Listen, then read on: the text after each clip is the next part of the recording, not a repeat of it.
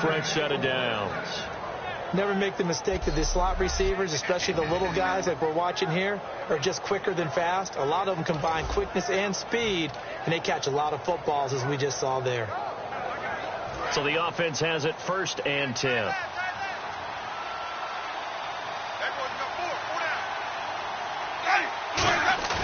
Now a play fake here on 1st down. And Austin Seferian-Jenkins has it.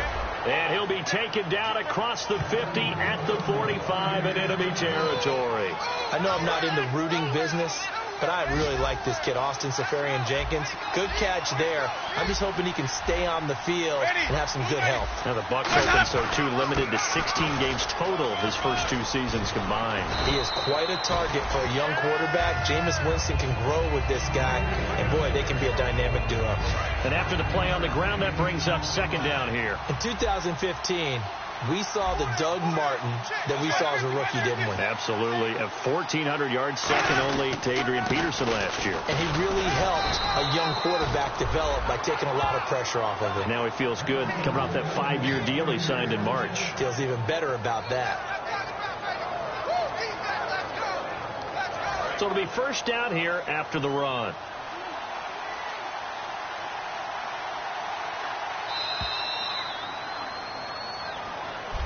Back now with Charles Davis. I'm Brandon Gaudin. It's the Bucs in possession of the football as we begin the 2nd quarter. And they're on the move here. They've got it 1st and 10.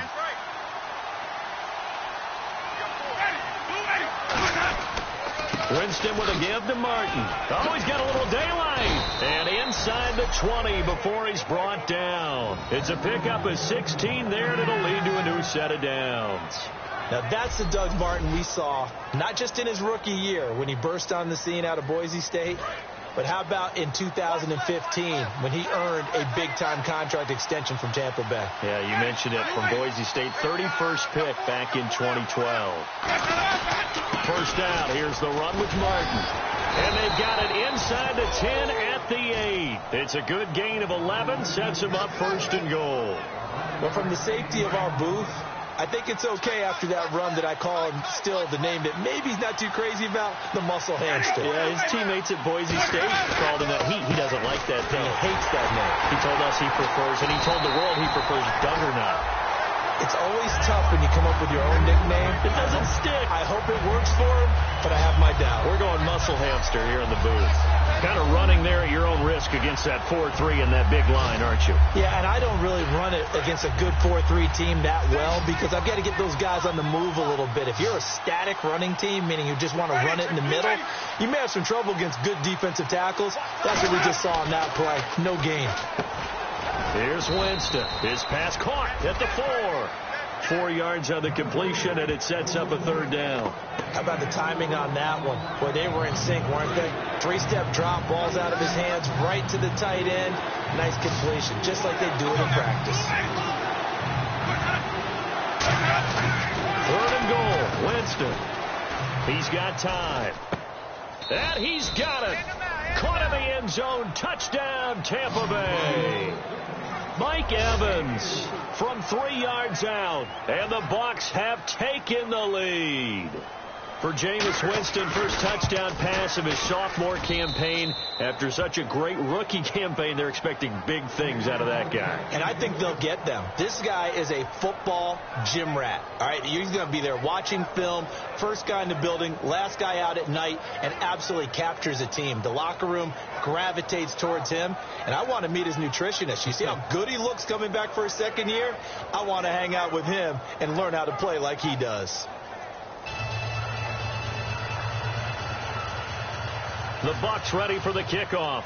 And here we go. It's in the air. This is fielded a couple yards deep. And he's able to get it across the 20, but not by much, as he's marked down at the 21-yard line. The Buccaneers defense making their way back out onto the field. And they did well down near the goal line last time, forcing him to settle for a short field goal. And in today's day and age, settling for a field goal of that distance is amazing. You can get 3 points now, where it's going to give you only 1 point for the extra point, which would be a little bit longer. But they have to feel fantastic about only giving up 3 in that situation. It could have been so much worse. Yeah, could have. Now can they carry that over? The defense came out with a look that they had prepped for all week to attack. They took advantage, got the first down. And the key words in there, prepped for all week. They really studied them, understood their tendencies, knew what they liked to do, and prepared their game plan accordingly. And boy, the payoff was good. Second down, 9 yards to go. Brandon, Devontae Freeman just gets better and better every time I see him. I remember him coming out of Florida State, could do a little bit of everything. And I love the intensity he played the game with. But catching the ball... And that's caught inside the 30. It's a big play there for Atlanta. 43 yards. Today's receivers in the NFL, they're the complete package nowadays. We know they can run, we know they can catch, but they have those big frames now. So oftentimes they just out-physical guys downfield and go up and catch the football. And we saw a big gain as a result on that play. A reminder coming up at this and every halftime this season, we'll be checking in with Larry Ridley in Orlando for highlights and analysis of our first half. LR, that's my man. That's your guy. And this is caught for a Falcon touchdown. Julio Jones, 23 yards for the touchdown. And the Falcons have retaken the lead. So that one goes down as Matt Ryan to Julio Jones for the first time in 2016. And it's a connection that's made often, right? He led the league in receptions. He led the league in yards. Were you surprised to see only 8 touchdowns, though? Yeah, much lower than you would think. I think a lot of that is because so much of the coverage is kicked to him. He's got to have a sidekick who will open things up for him a little bit more. Hard to get away when there are 2 or 3 guys around you all the time. And it's through, and that makes the lead 10-7.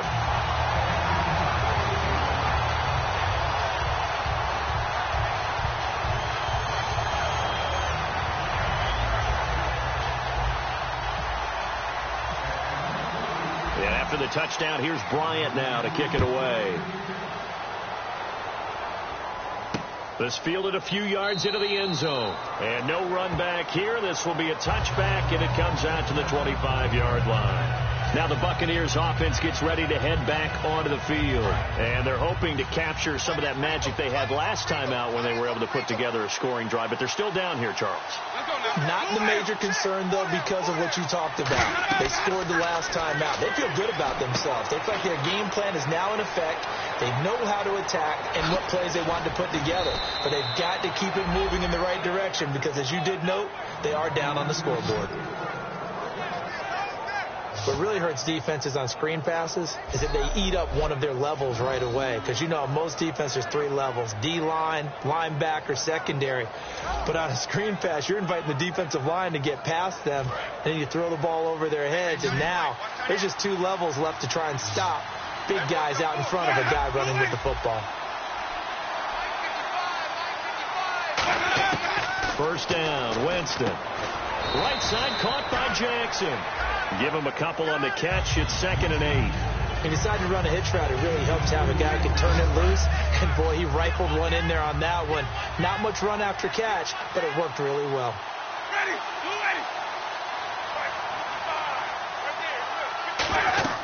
Second down, Winston. They set up the screen to Martin. Only a yard there. Sniffed out well defensively, and it brings up 3rd. Now whistles come in. We're going to get a timeout here by the offense. It's just their first, so they'll have 2 remaining here before we get to halftime.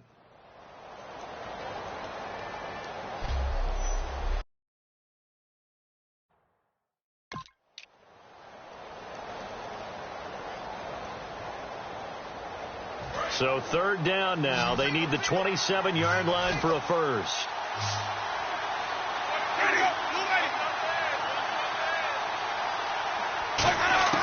On 3rd down, Winston. Quick hitter here, it's complete. They stop him for only 3 that time, and that'll bring up 4th down. So much about this game is just understanding situations and then having to execute, isn't it? Guard the first down sticks. Don't let them get there. And they've rallied and made the tackle. And Aguayo able to knock it through. And that will knot things up here late in the first half. And that three-point tally now means we are even here toward the end of the second quarter. And what a way to end the half. Put some points on the board, feel better about yourselves as a team, and you're right back to even. And he's up across the 25 and down at the 28-yard line. Illegal block in the back. Return team. Automatic first down.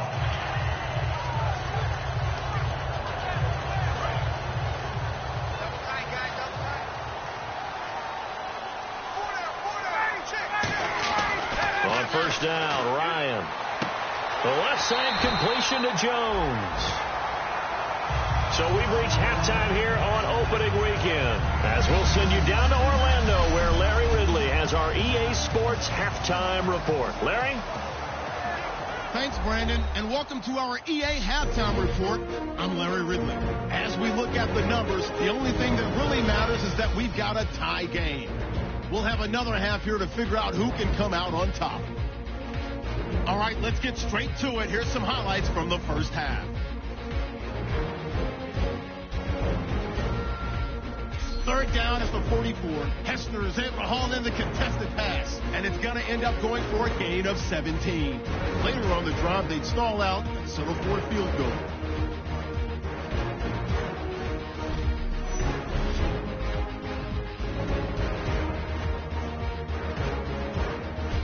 Down to late in the first, the pass will be completed along the sideline, and that connection will lead to a gain of 19 yards. Bucks now later on the drive. Winston's going to find his mark, and he cap up the long drive with the TD. Bucks go up by 4. Falcons take it at the 24. Ryan to Jones in double coverage. And this 5-play drive goes for a touchdown. They go ahead by 3. Now first and 10. The quick pass and completion is made, and he'll end up picking up 38 yards on the play. However, they only come away with a field goal on the drive. And with that, we'll head back to Atlanta, where Brandon and Charles are on the call. Okay, thank you, Larry. A low-scoring affair, all even, as we ready for this second half. Both teams appear ready for the fight ahead, and we resume action here in quarter number 3. On the return, here's a speedy Jamison Crowder. And he'll get it up to about the 26-yard line, just across the 25. The Falcons set to get things rolling on defense again here. All even, we are tied, so a blank slate. Throw away those first 2 quarters, so to speak. Yeah, I love the way you put it, because you do throw them away because it's a 0-0. But you also have a couple of lessons from the first half. What did you learn? What do you have to improve on? And then you get to start the second half and put it all into practice. They'll try to take those halftime lessons and put them into practice indeed. Here we go. One receiver to the left is Evans. Now Jameis on second down. Evans has it left side. Past the 20. Touchdown, Tampa Bay. Mike Evans, already his second touchdown here in this opening weekend. And the Bucs are going to take the lead. I know we often laugh, and sometimes we even exalt the guys who are great trash talkers and give us some really funny lines. But the bottom line is absolute production on the field. His second touchdown of the game, and they lead. And now they'll be looking to their defense to preserve that lead. On the return, the old reliable Devin Hester, the veteran. And he'll take it a yard or so past the 20, call it the 21-yard line. Now we take a glance at the offense as they work their way back out for their first possession of the second half.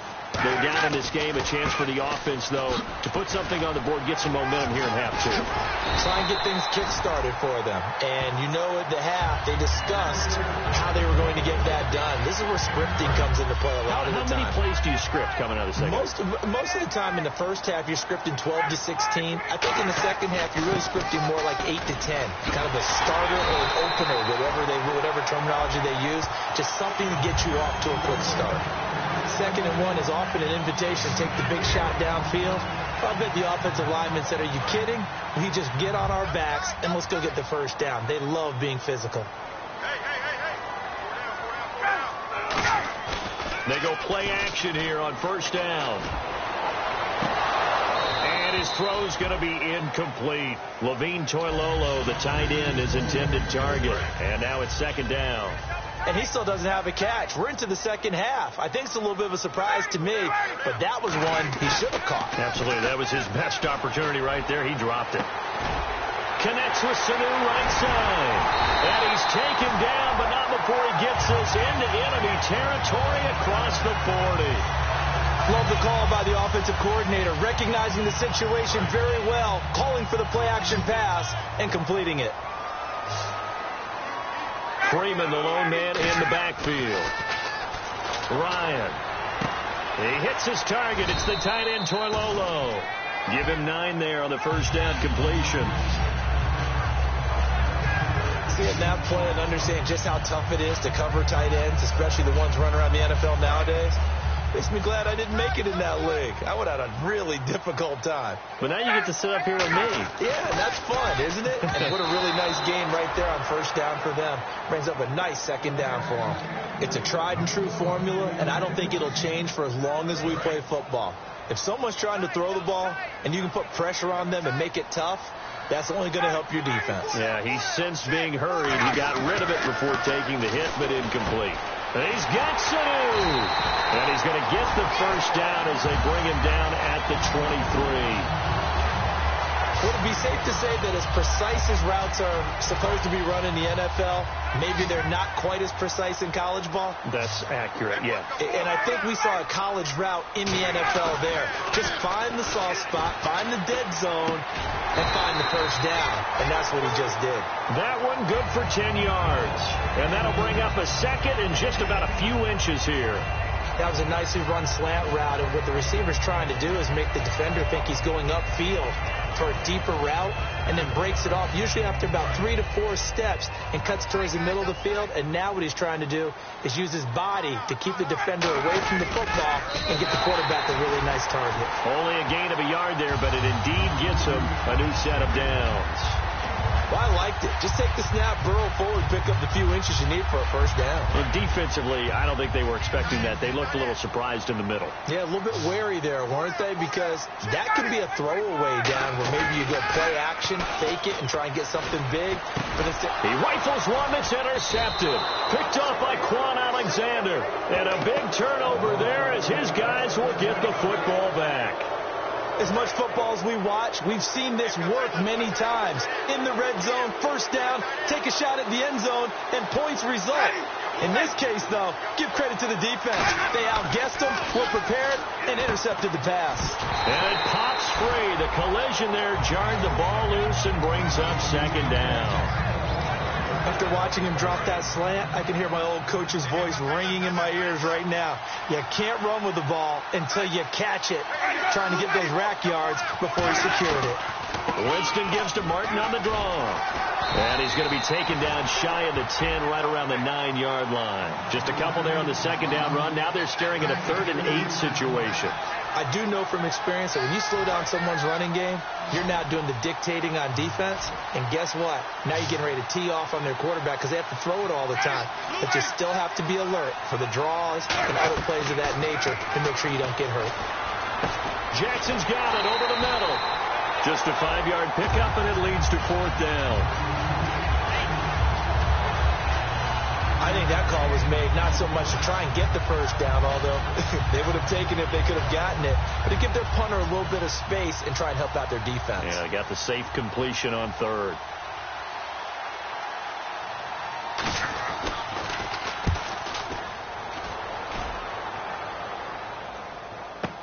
Here's Hester. Whoosh.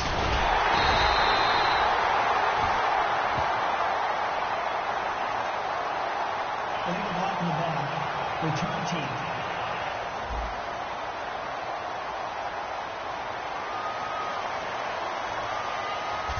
We are through 3 quarters here on NFL Kickoff Weekend.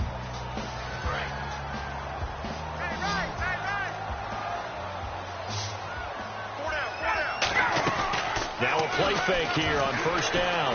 Looking deep downfield. He couldn't quite hold it. Got hit. Ball pops Pops out, incomplete. On every offensive coordinator, every play caller sheet, they have about 5 or 6 plays per game that they call shot plays or big plays, and you don't get many opportunities to dial them up, and they just did, and they drop it with a great chance to make a big play. That's going to hurt. Oh, he almost had it. Already with 1 interception, just missing his second there. Well, he just threw an interception last drive, nearly another pick.